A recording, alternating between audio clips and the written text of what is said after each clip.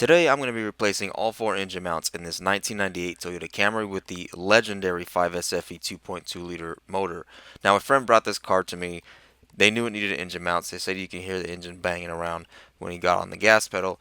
So I'm going to show you exactly what that is. Now all engine mounts don't fail like this. Some of them allow the engine to just shake too much and not bang around like this one. So I'm going to show you how to quickly diagnose this. If you've been feeling that thud every time you step on the gas from a stop, you might want to check this out.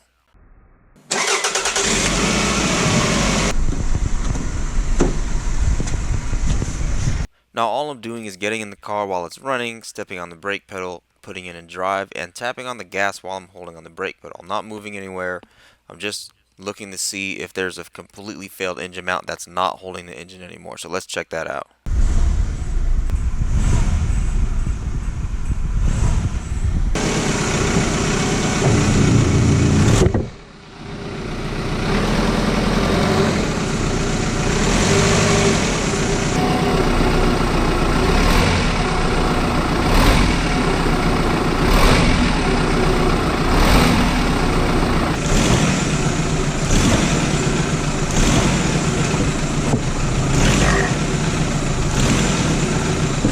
Alright, as you can see, that front engine mount is completely done. It's not holding at all. So let's get to replacing the engine mounts. Now I have a jack and a block of wood. And that block of wood has a surface large enough to cover a good portion of the oil pan because I don't want to put a hole or bend it. Now I'm going to be replacing all four, even though the front mount is the only one that's bad, because as you can see from that video how bad those mounts were being stretched. Yeah, they're pretty worn. You'll see later in the video. Now we're going to remove that 17mm on the top of the front engine mount. And then there's 14mm bolts on each side, and as you can see there is a third one there. That one gets removed from the bottom because it's welded. It's part of the engine mount. Now if you manage to remove it from the top, congratulations, you're a beast. But I'm not. I'm a normal person, so I'm going to go ahead and remove it from the bottom like a normal person. Got a 14mm socket.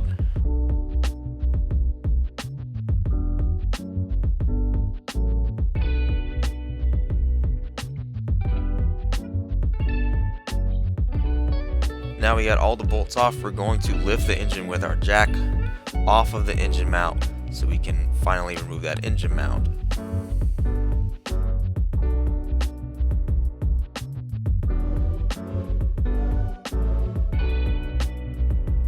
Now there is some maneuvering, of course, that you have to do, but it's really not that bad.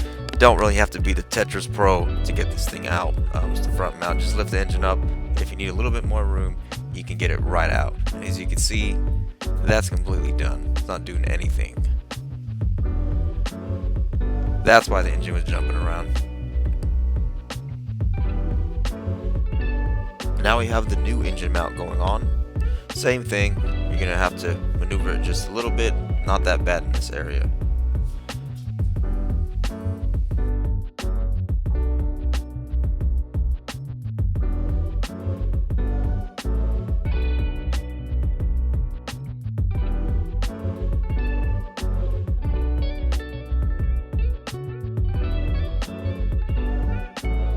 Alright, now I'm installing the new engine mount. We're going to put all the bolts on and thread them on loosely. Do not tighten any of them, because if you tighten one too early, you might have trouble getting the other ones to thread on. We don't want to do that.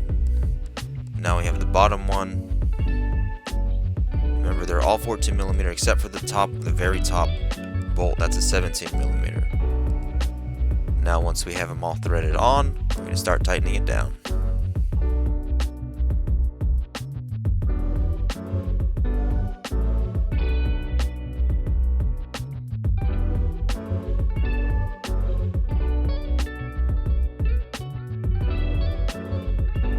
Alright, now we're going to start removing the torque strut mount. This is the one directly in front of the timing cover on the passenger side of the vehicle. This one actually is the one that breaks the most, just from the design that Toyota made.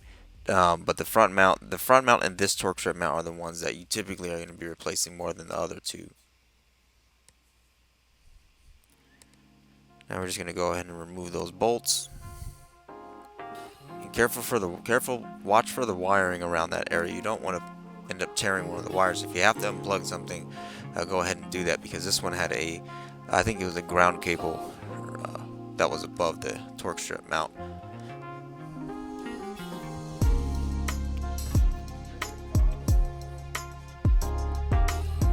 Alright, as you can see, that torque strut mount is out. It's not completely failed like the front engine mount, but you see how it's starting to tear.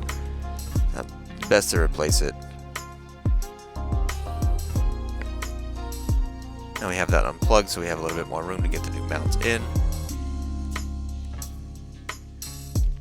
Alright, and now I feel a little bit silly here because I ended up using a pry bar to kind of get that torque strut mount to get the bolt through, because I couldn't get it to line up. What I forgot to do is just use the jack to do that. So yeah, if you need to pry it, it works too, but you can also just use the jack to lift and lower the engine to your liking. But the pry bar isn't a bad idea either. It does work. Now here's a close-up of the engine mount. It's starting to tear, and as you can see, that's a consequence of the engine moving around so much like that. Now we're going to start on the transmission mount, which is down here.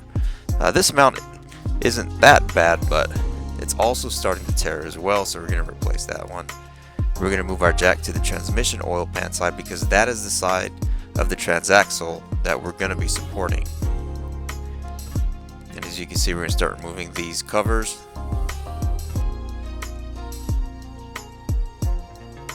And now you can see all the 14mm bolts on the transmission mount. There's a 10mm on the top. Doesn't hold the mount on, you just transfer it over to the new mount.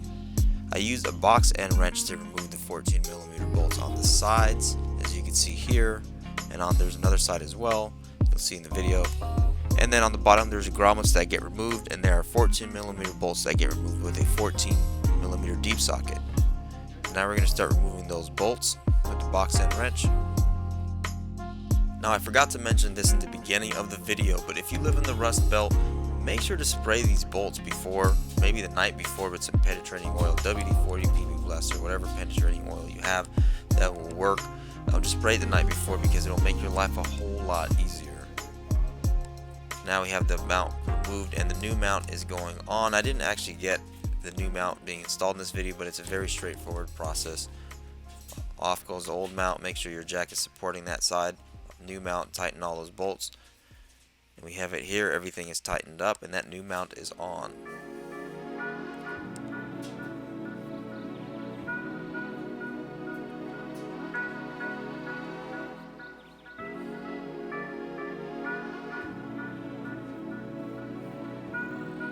Now we're going to start on the rear engine mount. I've seen a few different ways that people have removed the top 17mm bolt here. What I chose to do is use a whole bunch of extensions and a universal joint, aka swivel socket, to get that socket right over that bolt. As you can see here up close, it worked pretty well, and I'll show you up close in a little bit where I routed it. Just be careful in this area not to damage any fuel lines or anything, because there's a lot of wires around this area.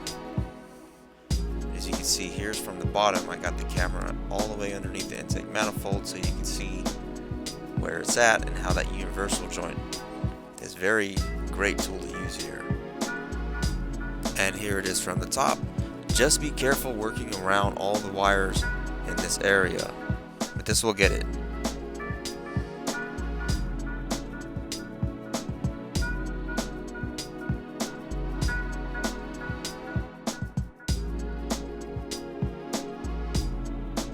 Now we're going to start removing the bottom 14mm bolts on the rear mount. As you can see, here are the locations of those bolts. You're going to need a 14mm deep socket to get these. As you can see here, we have one right here where my hand is pointing, and the second one here, and then the third bolt is going to be here.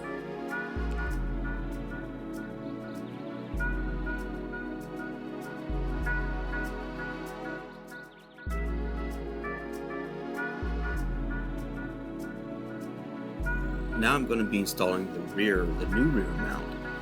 I actually ended up installing that mount without the stud, because it was a whole lot easier to get the mount into place in the position without the stud. Now, of course, before I even put the mount in, I ended up threading the stud on to make sure that the threads were smooth, because it's a whole lot easier to do that while the mount is outside of the car and you have a whole lot more working room than while the mount is on the car and you have a very limited working room. The last thing you want to be doing is fighting with the stud. And then once the engine mount is in place and you start to thread the stud on, hand tight is fine. Just make sure that you thread it all the way in and it's fully seated. It's the nut that goes over the stud that we're going to be tightening.